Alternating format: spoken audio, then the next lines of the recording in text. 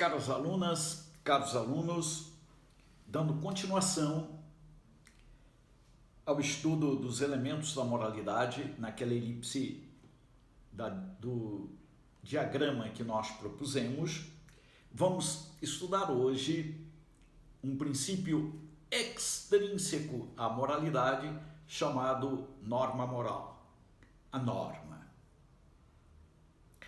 Nós, quando definimos ética, nós dissemos aquela definição clássica do De Finance, Joseph de Finance, no Éthique Générale, na sua obra Éthique Générale, que a ética é uma ciência categoricamente normalizadora. Categoricamente, imperativamente normalizadora. Falamos, portanto, que a norma é parte intrínseca da própria ética. E mostramos na aula passada que, em última análise, é a consciência moral que determina a moralidade. Vejam, como conjugar as duas coisas? Em que sentido próprio? Vamos lá. A norma moral funciona para a ética como um advogado em se tratando do direito. É um auxiliador, é um advocatus, quer dizer, aquele que fala junto, que está junto, naturalmente, para, levar em consideração a realidade e fazer com que aquele que está agindo possa realizá-lo da melhor forma. É um adjutorium latino, né? É digamos assim, uma ajuda, é uma ajuda.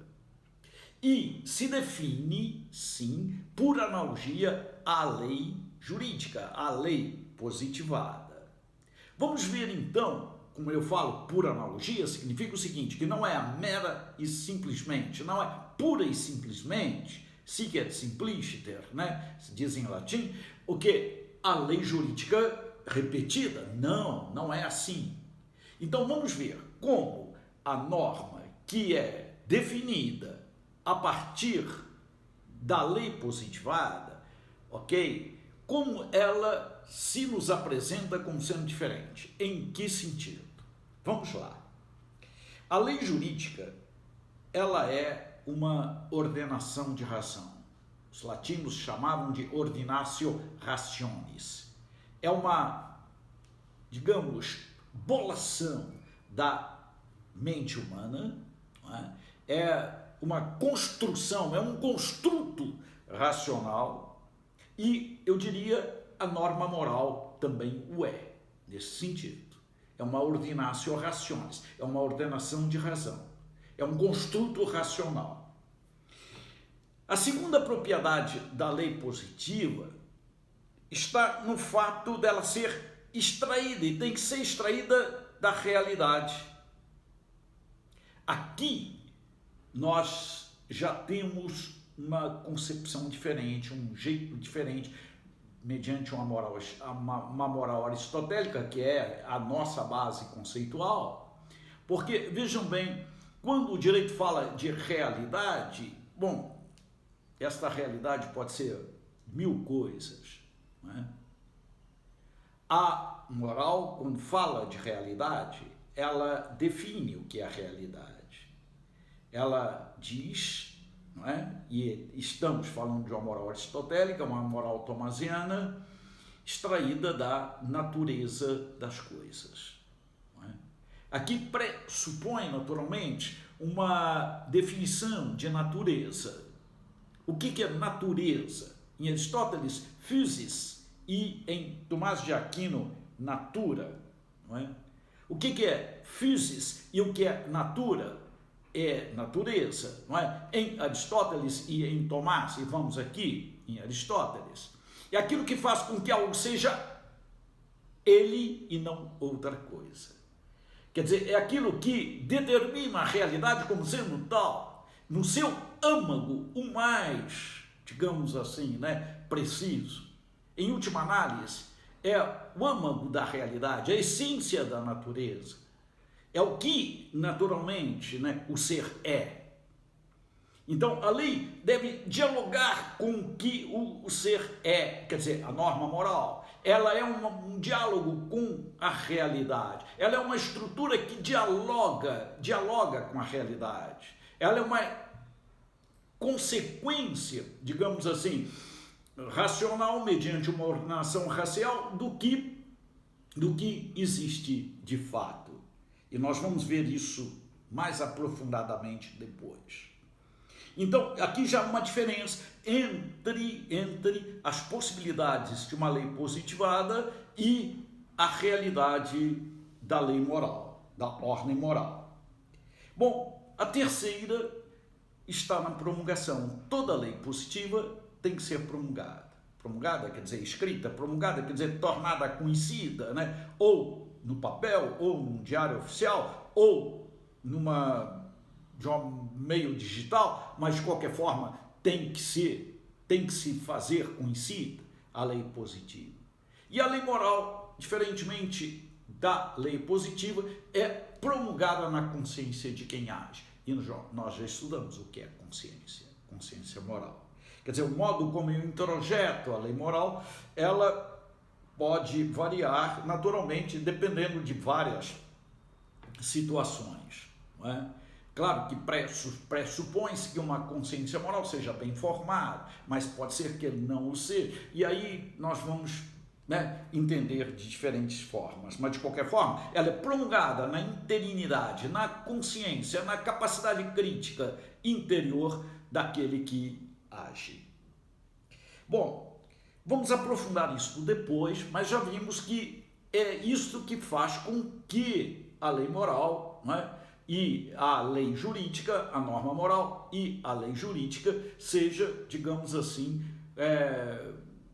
percebido e concebido como sendo um conceito análogo. Quer dizer, não é simplesmente a mesma coisa, não é? Porque há diferenças quanto à realidade e à natureza das coisas e há diferenças quanto à promulgação, embora seja uma ordinatio rationis, né? As duas, sob esse aspecto, né, são iguais. O que quer dizer isso na prática? Na prática, se circunscreve, não é, digamos assim, uma realidade com duas ordens. Isto é, há uma ordem jurídica e há uma ordem moral, há uma ordem moral e uma ordem jurídica. Há um foro jurídico e há um foro moral. Há um foro moral e um foro jurídico que se circunscreve e não são iguais, não são iguais. Como nós vamos explicar isso? Vamos partir, então, vocês receberão esse diagrama depois,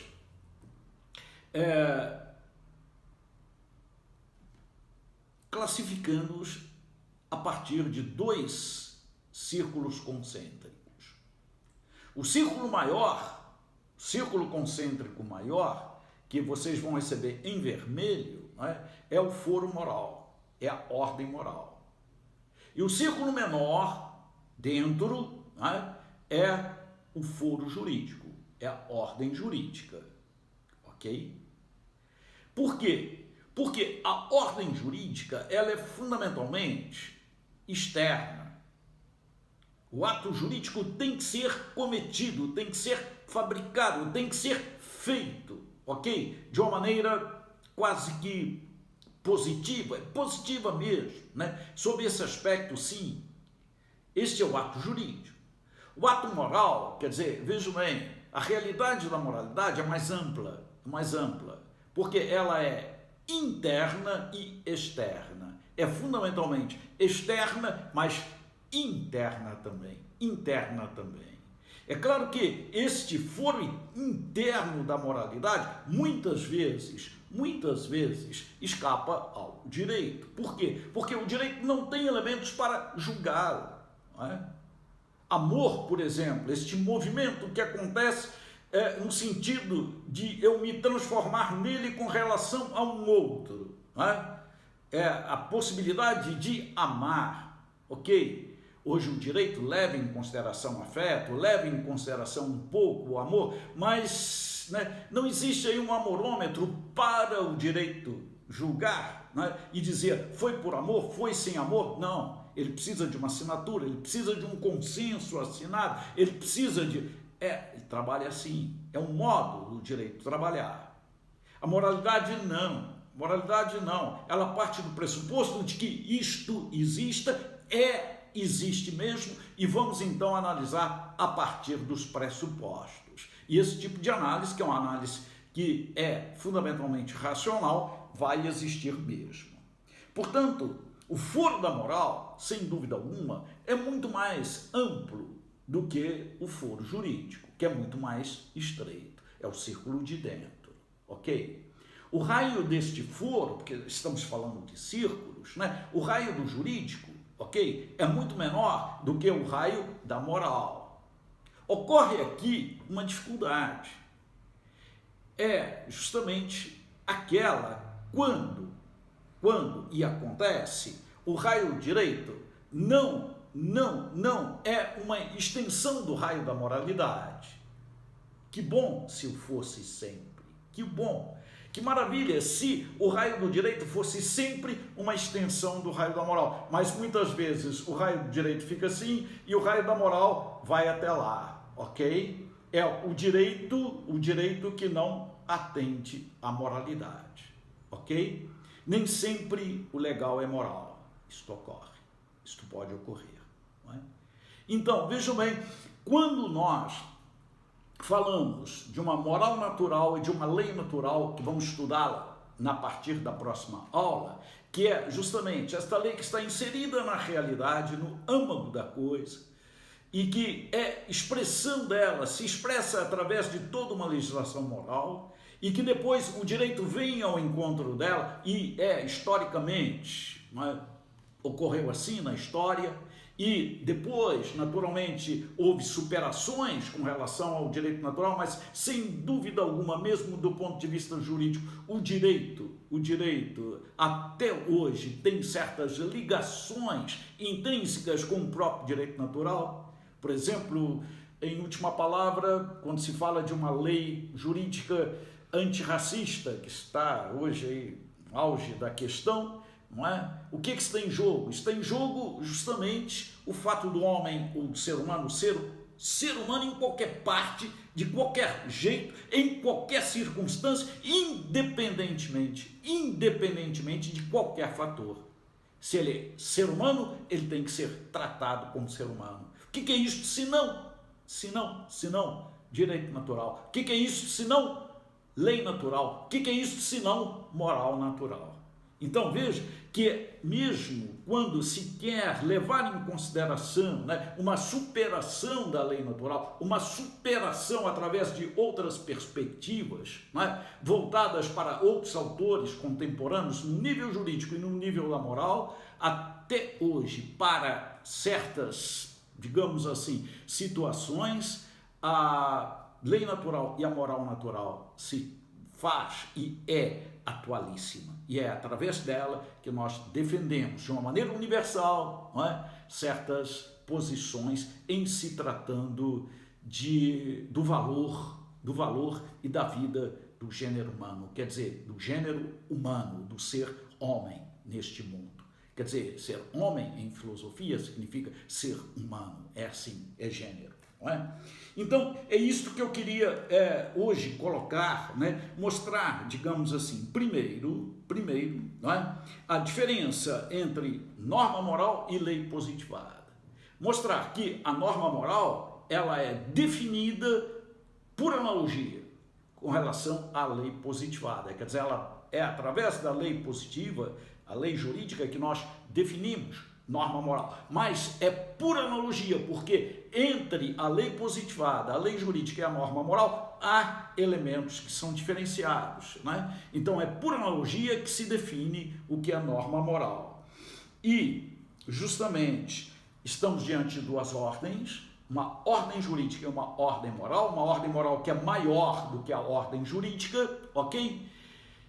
Semelhantes, e que deveriam estar existindo uma para a outra, mas muitas vezes isto não ocorre. eu quando falo sobre essas duas ordens, eu penso em dois instrumentos, né? Penso, por exemplo, no órgão de tubos medieval, ok? E penso no piano. Tem um aqui diante de mim hoje, não é? Um piano, instrumento. Então, qual é a diferença do órgão de tubos para o piano? O piano, ele tem um teclado, ok?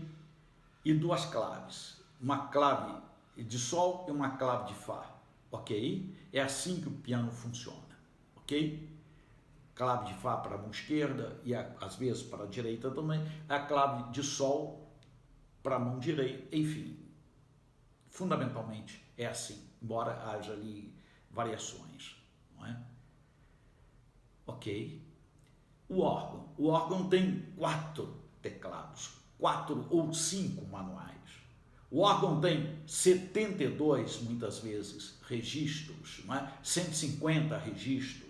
Os instrumentos todos estão ali ao lado. E tem uma pedaleira, ok? 4 ou 5 claves, não é? Ok? Então, é a clave de sol, 2 claves de fá, não é? Não sei quantas de dó, vai depender, ok? O que quer dizer isso? É muito mais complexo. É muito mais complexo.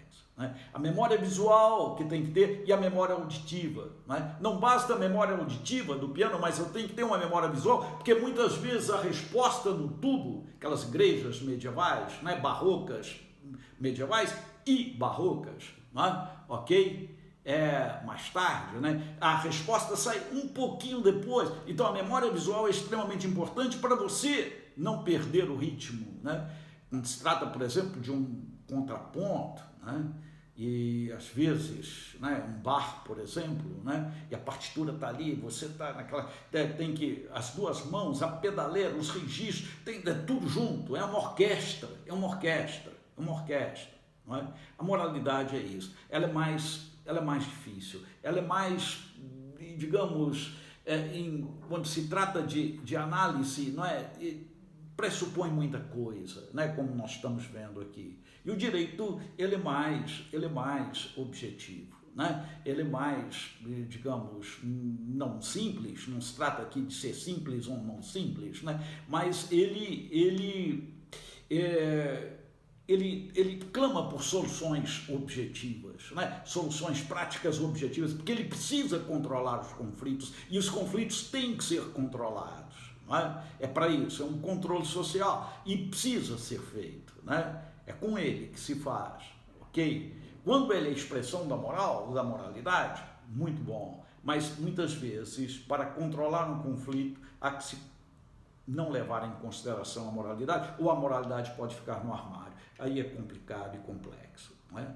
Poderíamos dar muitos exemplos, mas aqui eu queria só mostrar que essas duas ordens se distinguem, não é? São complexas, essa relação é complexa entre as duas ordens e nosso augúrio é no sentido que ela se faz. E toda vez que ela puder ser feita, e nós vamos ver que, em se tratando do direito natural, existe esta tendência, né? Esta tendência normal, é um diálogo normal entre a estrutura jurídica e a estrutura da moralidade, nós vamos ver isso depois, não é?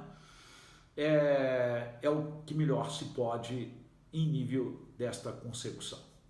Muito obrigado.